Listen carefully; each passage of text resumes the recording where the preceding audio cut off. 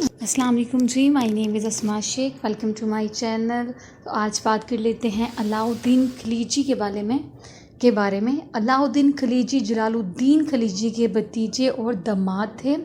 ملک چھجو کے زوال کے بعد اور الہ آباد کے قریب کرا کا گورنر مقرر ہونے کے بعد اس نے 1292 میں مالوا کے مہم میں جمع ہونے والے مال غنیمت کی ایک بڑی رقم اس کے حوالے کر کے سلطان کا اعتماد حاصل کیا۔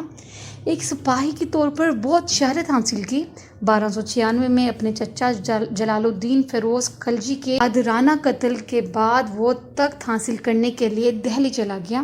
وہاں فیروز کی بیوہ نے اپنے ایک بیٹے قادر خان کو تخت پر بٹھایا تھا، لیکن علاء الدین اس کے لیے بہت چالاک تھا۔ اس نے سونے اور پیسوں کی مدد سے بڑی تعداد میں وزراء اور امراء کو اپنی طرف سے جیت لیا۔ چنانچہ اس نے لوگوں کے منہ سونے سے روک کر ناپسندیدگی اور عدم اطمینان کی تمام گنگاہٹ کو خاموش کر دیا۔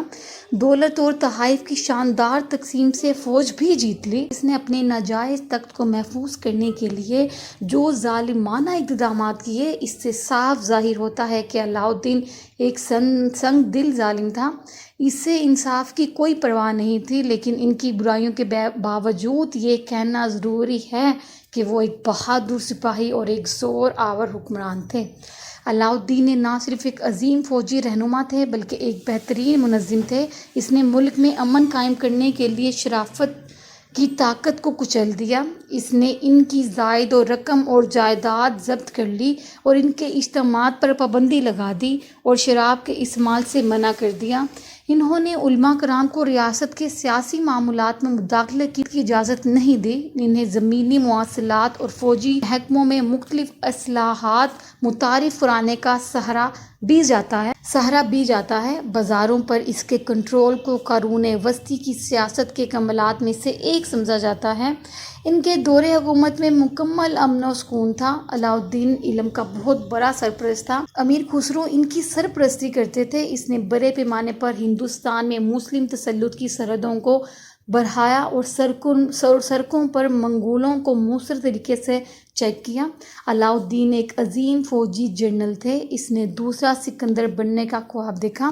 سلطان نے ایک مضبوط فوج برقرار رکھی اور منگولوں کو اس قدر خوفناک سزا دی کہ وہ دوبارہ ہندوستان پر حملہ کرنے کی ہمت نہ کر سکیں۔ اس نے شمال میں زیادہ تر ہندو ریاست کو فتح کیا اور پورے جنوب میں قبضہ کر لیا۔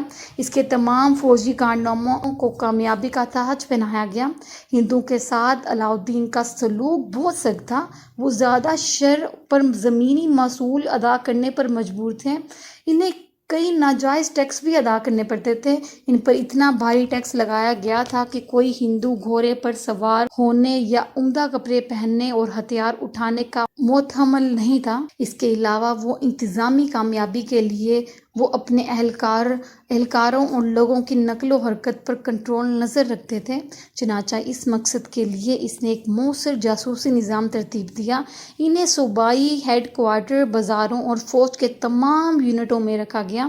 اس نظام نے امراء کو دہشت میں مبتلا کر رکھا تھا اور سلطان کو اچھی اور بری تمام چیزوں سے باخبر رکھا۔ علاء الدین اگرچہ کافی ناخواندہ تھا، لیکن ان میں سے بہت بڑی انتظامی اور تنظیمی خوبیاں بھی تھیں۔ اس میں انہوں نے اپنی اصلاحات کے ذریعے انتہائی منظم انتظامی مشینری کی بنیاد رکھی۔ جی، تو یہ تھی ایک چھوٹی سی انفارمیشن علاء الدین خلجی کے بارے میں۔ کہا جاتا ہے کہ وہ بہت سنگ دل بادشاہ تھے، لیکن یہ بھی کہنا غلط نہیں کہ وہ ایک بہادر سپاہی اور ایک حکمران بھی تھے اور ایک عظیم فوجی رہنما بھی۔ جی، تو یہ تھی ایک چھوٹی سی انفارمیشن علاء الدین خلجی کے بارے میں۔ امید کرتی ہوں ویڈیو اچھی لگی ہوگی۔ ویڈیو اچھی لگی ہو تو چینل کو سبسکرائب اور ویڈیوز کو لائک کر دیجیے گا۔ تب تک کے لیے اللہ حافظ۔